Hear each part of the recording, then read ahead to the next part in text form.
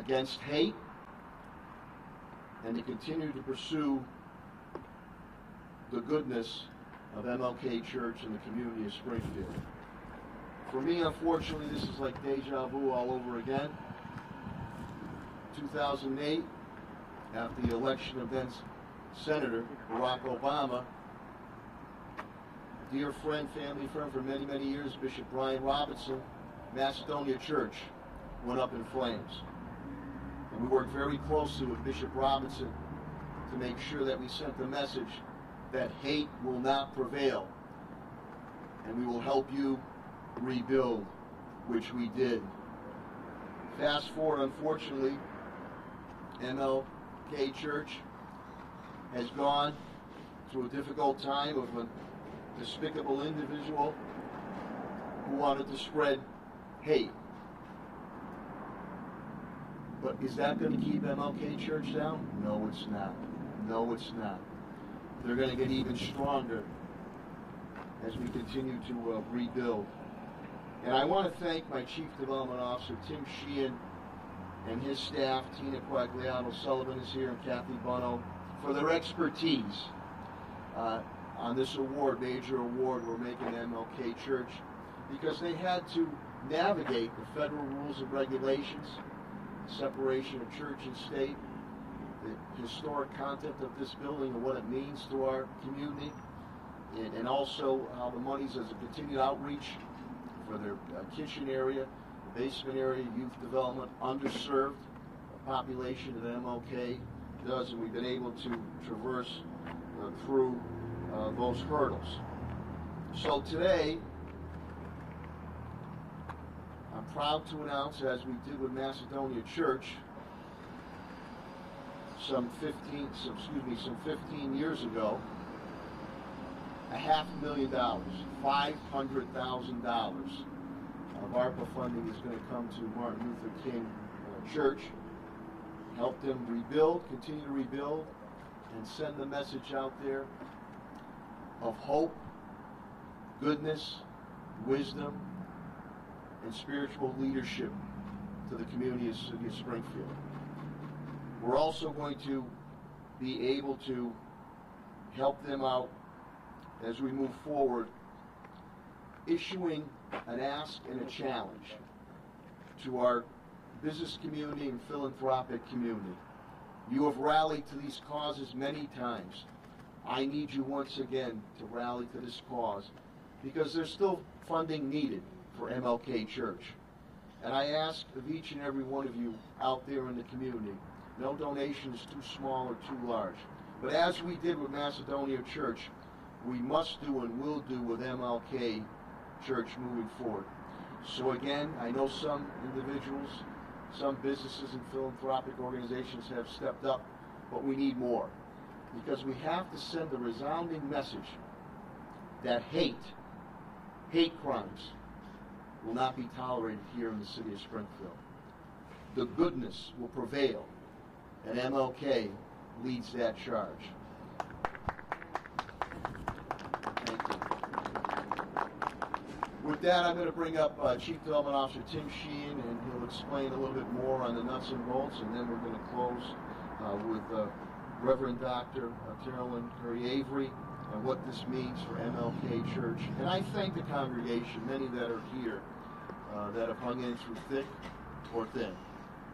MLK Church has been a beacon of hope and strength here in Mason Square and also in the city of Springfield. It has a rich, rich history of tradition. So it was important that myself and my administration send the message that MLK Church will come back bigger, better, and stronger. But once again, we do need other establishments, philanthropic, business, financial, other government entities, whether on the state or federal level, individuals. Many have stepped up. Many of us have already donated because we have to send that message that next time we get together here, it will be for the ribbon cutting and for the service and for the prayers that we all need, especially me. I'll take the prayers too. So with that, my Chief Development Officer, Tim Sheehan. Okay? Thanks. As the mayor indicated, this particular ARPA award to MLK Church is very special indeed, given what was the impact that was brought onto the church, as the mayor indicated, by prejudice and hate. And this institution has been in Mason Square for so long and has been such an important part of the community here in Mason Square and across the city. So the rebuilding of this is a critical challenge to all of us, and the city's happy to play a role in that. I want to thank the staff folks, because as the mayor said, this was, and also the MLK Church team that we were working with. This was kind of a complex award, in so much as we had to be cautious relative to duplication of benefits and also the separation of church and state.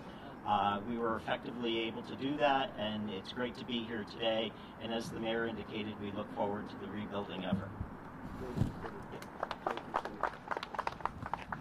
I remember when Dr. Reverend Geraldine Curry Avery reached out to me, and we met in my office with Tim Sheen and others to try to find a way, and Timmy, you hit it right on the head because you have to guard against duplication and insurance awards. But through Chief Development Officer Tim Sheen and his great staff, the expertise, were able to get over those hurdles and send the resounding message that hate will not prevail. The goodness of MLK Church will continue to thrive. And speaking of thriving, put your hands together for Dr. Reverend Carolyn Curry Avery. So the Bible says, in all things give thanks. And so today we are here because we give thanks for $500,000 that will go towards the rebuild of MLK Church. So I think that we can all clap about that. Now, I think the mayor has spoken very profoundly about the need for the community to get involved.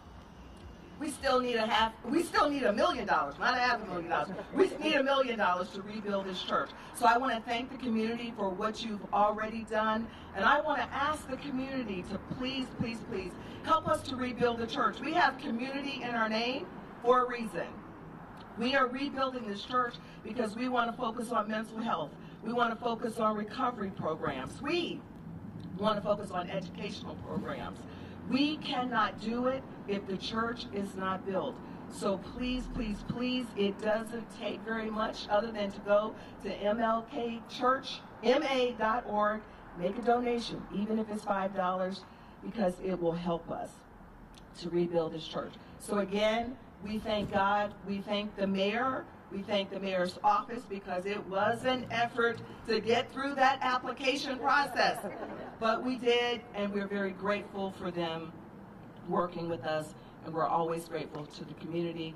And so we just want to thank you, and we look forward to the day that this church is rebuilt so that we can continue the legacy that started so many years ago and that we're already continuing even as we don't have an edifice. So thank you, thank you, thank you. Just like a pastor, she's passing that basket around already. So we're going to have an opportunity, I guess, to take a look inside. If the media if it's okay, if the media wants to come in, then I know the pastor, Reverend Doctor, is available. Timmy, she, and myself, and others, if you have any questions or comments. But I deeply appreciate all the media members for being here, because we have to send that message out. More help is still needed here. So to individual donors, to philanthropic organizations, to our business community who always steps up, to other government officials or on a federal, on the state level, we need you now. And we're hoping that this investment, this grant of $500,000 on the city side from my administration, helps them leverage on the continued financing to get MLK Church. It will get rebuilt, but we want it done. Myron Hatchett, who works on my city side. Thank you, Myron. You've been very instrumental here helping out MLK Church. He's always advocating, so thank you, Myron, very, very much. I know you have Alan Nardi, who's a great architect, too. Because next time we get together, we want to get together for that ribbon cutting and worship service here. So it's more than just spiritual guidance. MLK Church is going to be offering a safe haven for education, youth development, food insecurity, mental health. It's a gathering space. It's a community space. It is MLK Church. Thank you all very, very much.